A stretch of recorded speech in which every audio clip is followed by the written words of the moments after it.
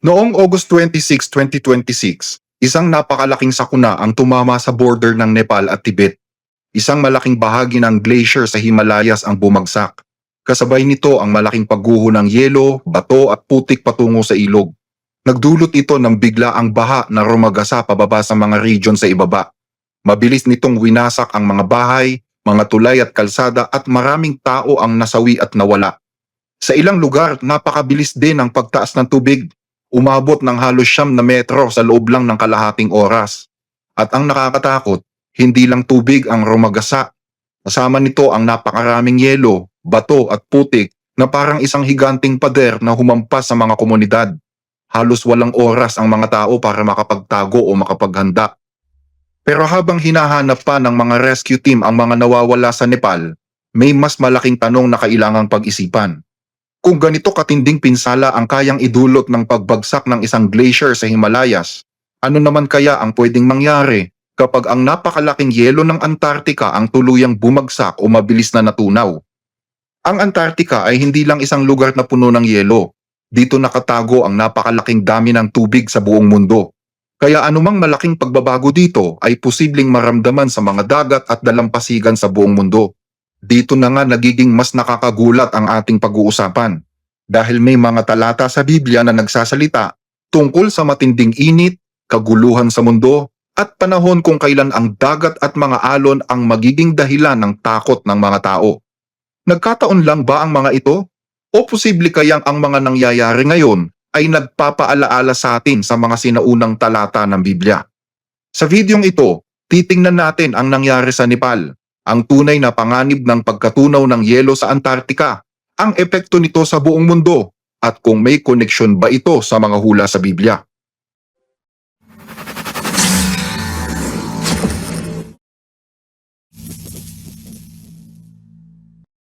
Natunaw at bumagsak ng malaking tipak ng glacier mula sa mataas na bahagi ng Himalayas na nagdulot ng seismic activity at debris flow. Ito ang nakikitang dahilan ng US Geological Survey sa nakamamatay na pagragasa ng magkahalong tubig, yelo, bato at putik na lumamon sa mga komunidad sa Nepal at Tibet.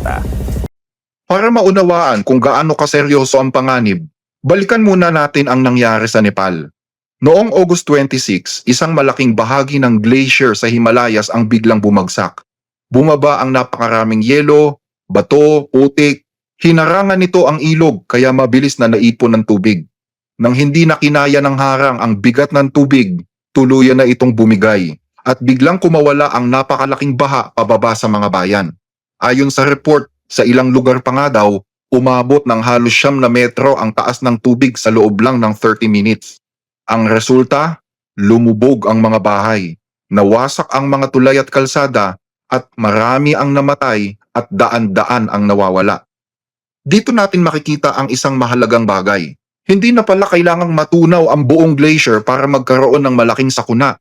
Minsan, sapat nang bumagsak ang isang bahagi nito sa maling lugar para humarang sa ilog at magdulot ng biglaang baha. Pero paano kung may mas malaki pang mangyari kaysa dito? Paano kung hindi lang isang glacier sa bundok ang pinag-uusapan natin, kundi ang yelo na sumasakop na sa isang buong kontinente? Dito na nga pumapasok ang Antarctica. Ang Antarctic Sheet ay napakalaking tumpok ng yelo. Binubuo ito ng maraming glacier at malalaking tipak ng yelo na nakapatong sa dagat. Ayon sa mga siyentipiko, nawalan ang Antarctica ng napakalaking volume ng yelo mula 1992 hanggang year 2020. Ang pagkatunaw na ito ang naging dahilan kung bakit tumaas ang tubig sa buong mundo ng 7.4 millimeters. At patuloy pa daw itong tataas sa mga susunod na taon. Pero narito ang mas nakakatakot na bahagi.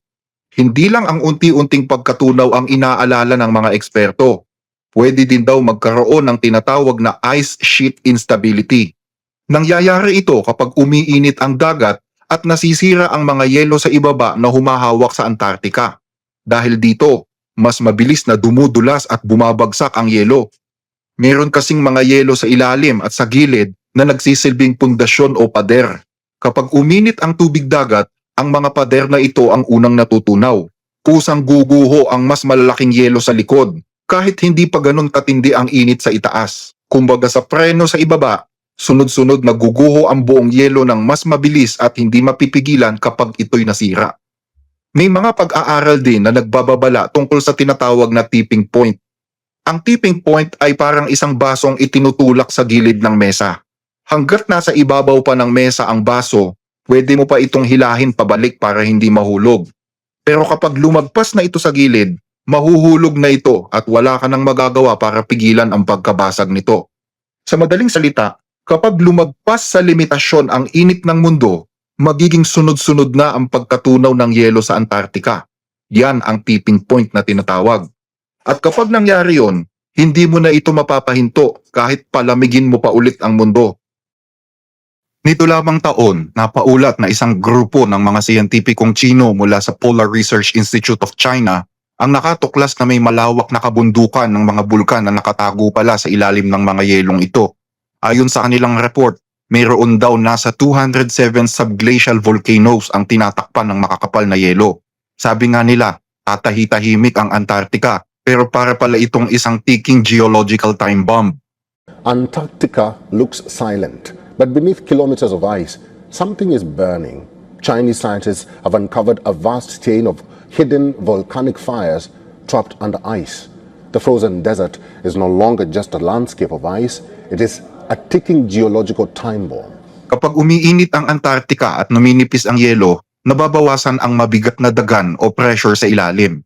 At dahil nababawasan ang nakapatong, mas madaling makakaakyat ang magma mula sa ilalim ng lupa. Kapag pumutok ang isa sa mga bulkan kahit bahagya lang, tinutunaw nito ang yelo sa ilalim. Kaya mas mabilis na dumudulas ang mga glaciers papunta sa dagat. Habang mas maraming yelo ang natutunaw, mas lalong nababawasan din ang pressure o nakadagan. At kapag nabawasan ang pressure, posible nang magising ang iba pang natutulog na bulkan. Pero linawin natin hindi ibig sabihin na bukas o sa susunod na taon ay guguho na ang buong Antarctica. Ang tunay na panganib ay nasa paunti-unting pagbabago na mangyayari sa hinaharap. Yun nga lang ang tanong, gaano kabilis itong mangyayari? Dahil kapag natunaw ang malaking bahagi ng yelo sa Antarctica, buong mundo ang maaapektuhan. Lalong tataas ang tubig dagat, lalala ang pagbaha sa mga baybayin at mabababang lugar. At ang mga lungsod at daungang malapit sa dagat ay mas madalas nalulubog. Ang mga lugar na ligtas sa baha noon, pwedeng bahain na rin sa hinaharap. Ayon sa mga eksperto, kapag lalong uminit ang mundo at mas mabilis na natunaw ang yelo sa Antarctica, mas mabilis ding tataas ang tubig dagat kaysa sa inaakala ng marami. At dito na pumapasok ang isang mahalagang tanong. Kung ang pagguho pa lang ng yelo sa Nepal ay nakasira na ng mga bayan sa loob lang ng ilang minuto, ano pa kaya ang pwedeng mangyari kapag ang napakalaking yelo sa Antarctica naman ang mabilis na natunaw? Hindi lang isang bansa ang mapipinsala, buong mundo. At sa mga yelo sa Antarctica, may isang glacier na pinakabinabantayan ng mga siyentipiko. Ang tawag dito, Thwaites Glacier, o mas kilala sa tawag na Doomsday Glacier. Ano ito? At bakit ito tinawag na Doomsday Glacier? Napakalaki kasi ng glacier na ito at nakaharap ito sa dagat. Kapag patuloy itong natunaw at umatras, mas maraming tubig ang maiipon sa karagatan. At hindi lang yon, ang Thwaites Glacier ay parang malaking harang o pinto na pumipigil sa iba pang yelo sa loob ng Antarctica para hindi dumiretso sa dagat. Kapag nasira ang harang na ito, mas mabilis din na dadagsa ang iba pang yelo sa likod nito patungo sa dagat. Kumbaga, parang isang bundok ng yelo na dahan-dahang dumudulas sa karagatan. Hindi ito mangyayari sa loob lang ng isang gabi, pero kung magpapatuloy at bibilis ito sa mga susunod na taon, malaki ang magiging epekto nito sa pagtaas ng tubig sa dagat. Ang Thwaites Glacier ay kasing laki ng Great Britain. Nakapwesto rin ang ilalim nito sa mainit na tubig dagat kaya mabilis itong natutunaw. Kapag bumigay ang Thwaites, tataas ang dagat ng kalahating metro o 65 cm. At dahil ito ang nagsisilbing preno, mawawalan din ng suporta ang iba pang yelo sa paligid nito at tuloy-tuloy na ring matutunaw.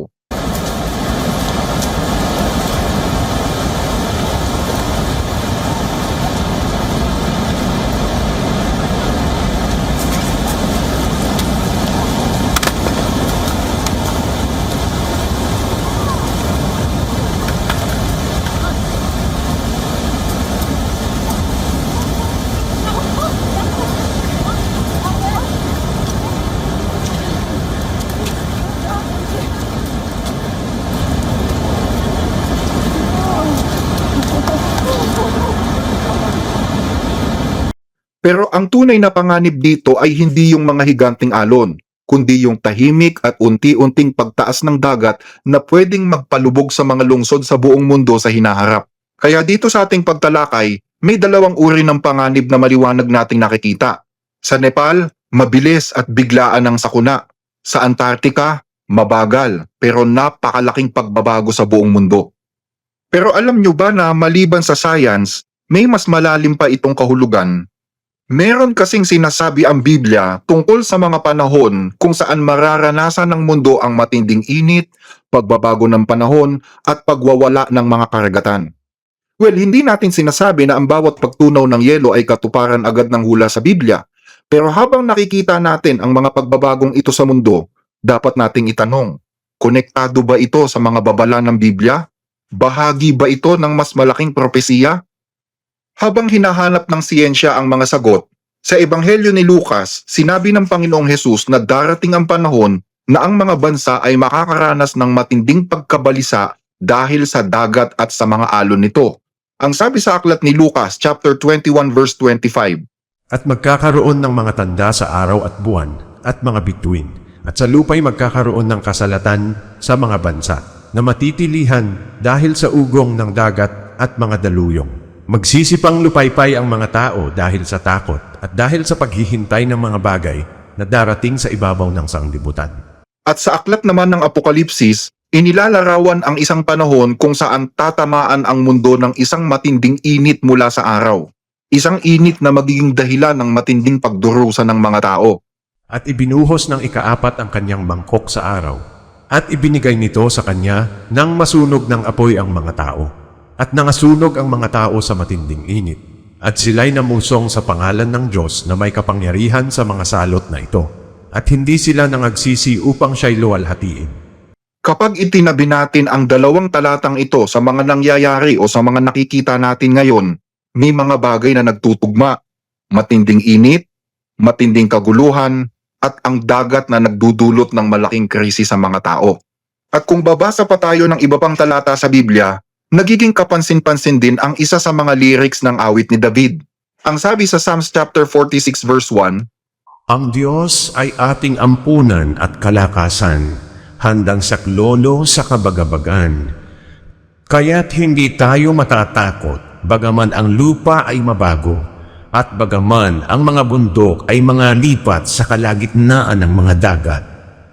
Bagaman ang tubig niyaon ay magsihugong at mabagabag, bagaman ang mga bundok ay mga uga dahil sa unos niyaon.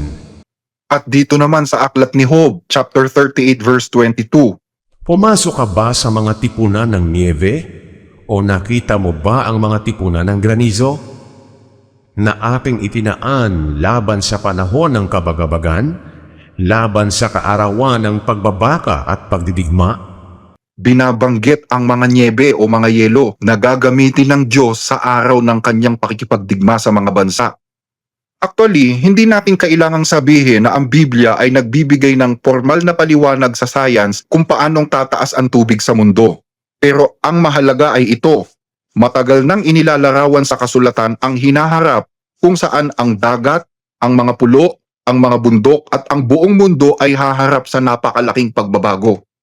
Ang sabi sa Revelations chapter 16 verse 20, At tumakas ang bawat pulo, at ang mga bundok ay hindi nangasumpungan. maliwanag dyan na tumakas ang bawat pulo at hindi mahanap ang mga bundok. San sila napunta? Pwede bang sabihin na bigla na lang silang nawala?